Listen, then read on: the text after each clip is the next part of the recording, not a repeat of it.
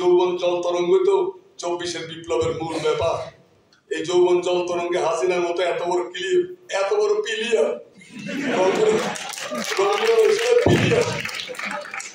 এত বড় pillar seat পড়ান, হাসিনা কখনো পালায় না। তারপরে ঝঞ্ঝার মতো উদ্যম, শিকল পরা ছল, মোদের এই শিকল পরা ছল। এই যৌবন জল তরঙ্গ রুদিবিকি দিয়ে বালির বাদ, কে রদিবে এই জোয়ারের টান, গগনে যখন উঠেছে চাঁদ। এই যৌবন জল তরঙ্গ তো 24-এর বিপ্লবের মূল ব্যাপার। এই যৌবন জল তরঙ্গে হাসিনার মতো এত বড় ক্লিপ, এত বড় পিলিয়ার, এত বড় পিলিয়ার সিট পড়ান, হাসিনা কখনো পালায় না।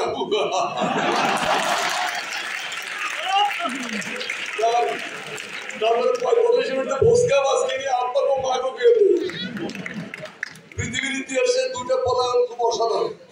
একটা হল লক্ষণ সেনের। লক্ষণ সেন সঙ্গে একটা কবিতা আছে, বলছে যে 17 তরুণ তুর্কি যবে পৌঁছিল এসে বঙ্গেতে, লক্ষণ সেন তো দিলেন ঝম্প, কচু খেতে এক লম্পেতে।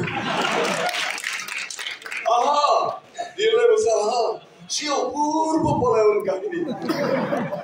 কেন যে আমরা যোগ্য ছন্দে ভালো আজও ভালো করে গাইনি। কি ফ্যান্টাস্টিক পলায়ন, কি ট্রিমেন্ডাস পলায়ন।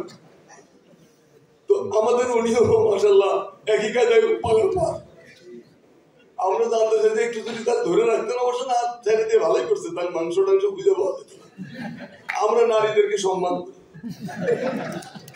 তারপরে বলছে যে সত্য পথের তীর্থ পথিক ভয় নাই নারী ভয়, শান্তি যাদের লক্ষ্য তাদের নাই নাই পরাজয়।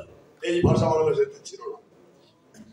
রবীন্দ্রনাথ, এবার একটু রবীন্দ্রনাথে আদর্শ। রবীন্দ্রনাথ বললেন যে ব্যাকুল হয়ে উঠলেন নজরুলের সাথে কথা বলার জন্য, যে কি ছোকরা মানে হাবিলদার কাজে, নজরুল হাবিলদার বলা খুব গৌরব বোধ করতেন। হাবিলদার কাজে নজরুল ইসলাম সেনাবাহিনীর হাবিলদার তো পাগলা, তো ওই পাগলাটা দেখার জন্য রবীন্দ্রনাথ পাগল হয়ে গেলেন।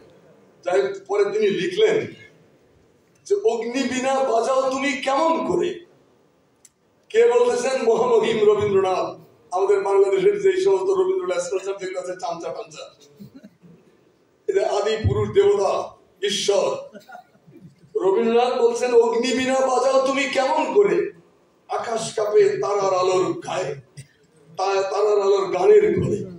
কেমন করে তুমি অগ্নি বিনা বাজাও, অসাধারণ। তারপরে বলতেছেন রবীন্দ্রনাথ যে আমার কবিতা জানি আমি, গেলেও বিচিত্র পথে হয় নাই সর্বত্রগামী। কিষানের জীবনের শরীর যেজন, কর্মের কথায় সত্য আত্মীয়তা করেছে অর্জন। যে আছে মাটির কাছাকাছি, সে কবির বাড়ি লাগি কান পেতে আছি। সাহিত্যের আনন্দের ভোজে নিজে যা পারি না দিতে, নিত্য আমি থাকি তারই খোঁজে। পুরাটাই নজরুলকে দিয়ে লেখা। রবীন্দ্রনাথ চিনতে পেরেছে। রবীন্দ্রনাথ সহ আরেকজন ব্যক্তি নজরুলকে প্রথম যারা শনাক্ত করেন, তার একজন রবীন্দ্রনাথ, একজন আবুল কালাম শামসুদ্দিন। আবুল কালাম শামসুদ্দিন হলো আমাদের শিবলি গ্রামের বাড়ি, ও নাটোরের বনলতা সেন। নাটোরের না, আবুল কালাম শামসুদ্দিন ছিলেন 30 সাল এই ধানিখোলা গ্রাম। আমরা বলতাম আবুল মনসুর আহমদ, ধানিখোলা থেকে ধানমন্ডি।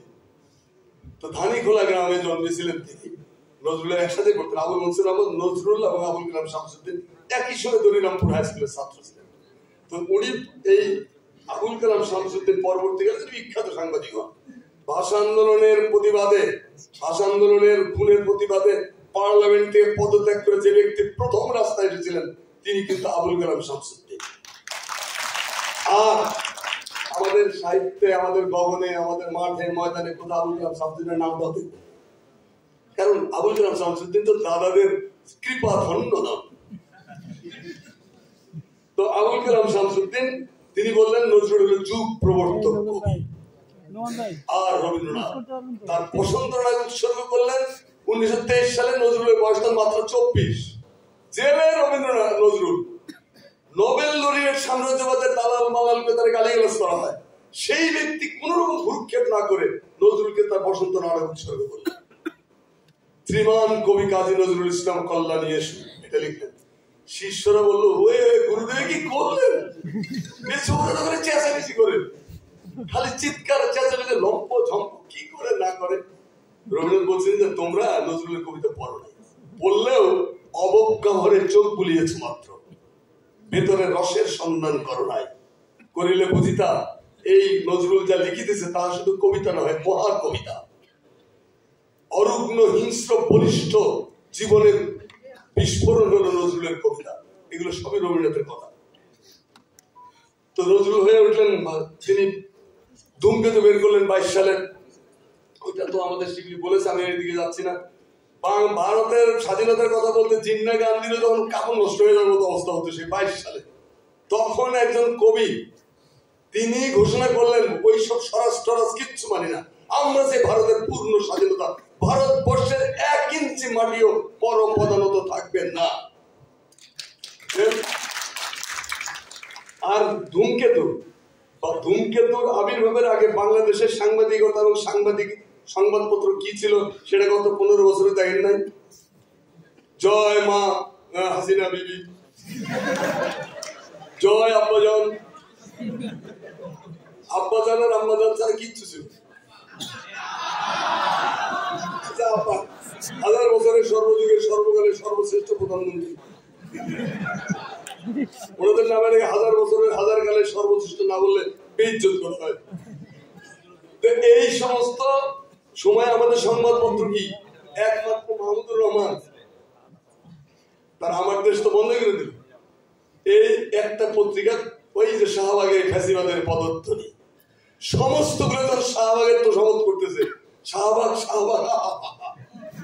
সেই সময় মাহমুদ ভাই বলেন এটা শাহান, এইটা হলো ফ্যাসিবাদের পদধ্বনি।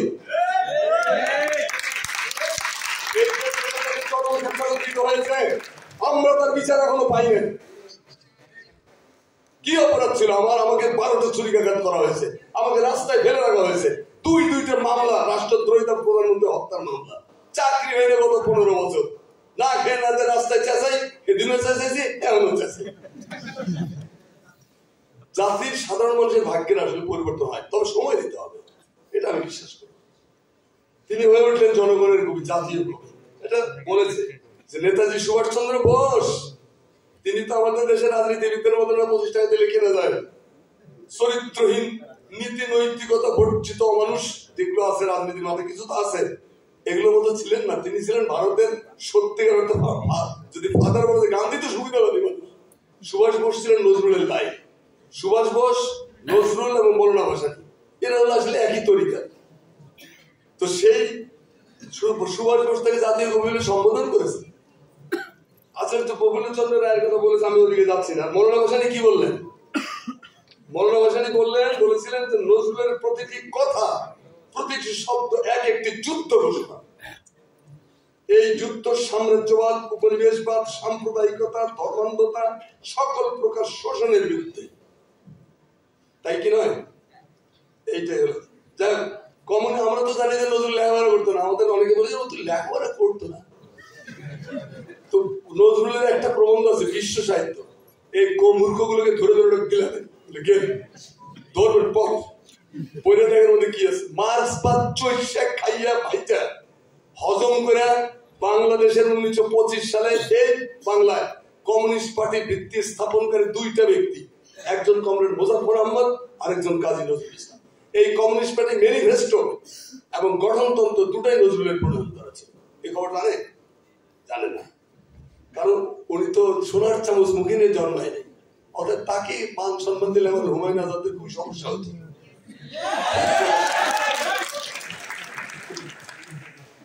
কারণ নজরুল পরিষ্কার, যেথায় মিথ্যা ভণ্ডামি ভাই করবো সেথায় বিদ্রোহ, জামা ধরা থামা ধরা মরণ ভীতু চুপ রহ।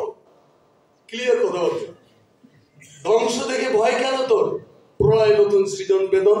আজকে যারা ছেলেদের কাণ্ড কারখানার দিকে ভয় পাচ্ছে, এরা হলো শাস্ত্র শকুন। শাস্ত্রের শকুন গুলো সবসময় ব্যথা রাষ্ট্র করে বেড়ায়, পেলে কোনো ছুতা, জানো না সূর্যের সঙ্গে আমার শত্রুতা। নজরুল বলছে যে 3 গেছে জোনাকির দল, চাঁদের নিন্দা করে কেবল। 3 তেঁতুল গাছের জমের মধ্যে জোনাকি চাঁদের নিন্দা করে, কি ছোট লোক দেখো। আর আমি কত সুন্দর, কত আলো, আমার সুইট। তো জোনাকি পোকার নিন্দা বন্ধ করছেন নজরুলকে সারা জীবন। তাতে নজরুলের কি যায়? গান দিকে ছাড়েন নাই তিনি। গান দিকে নিয়ে বলেছেন যে সুতা কেটে মরা স্বাধীনতা চাই, বসে বসে কালগুনি, জাগরে চোয়ান, বাদ ধরে গেল মিথ্যার তাৎপরি। ভাই শেষ করে দিচ্ছি, ভয় পাবেন।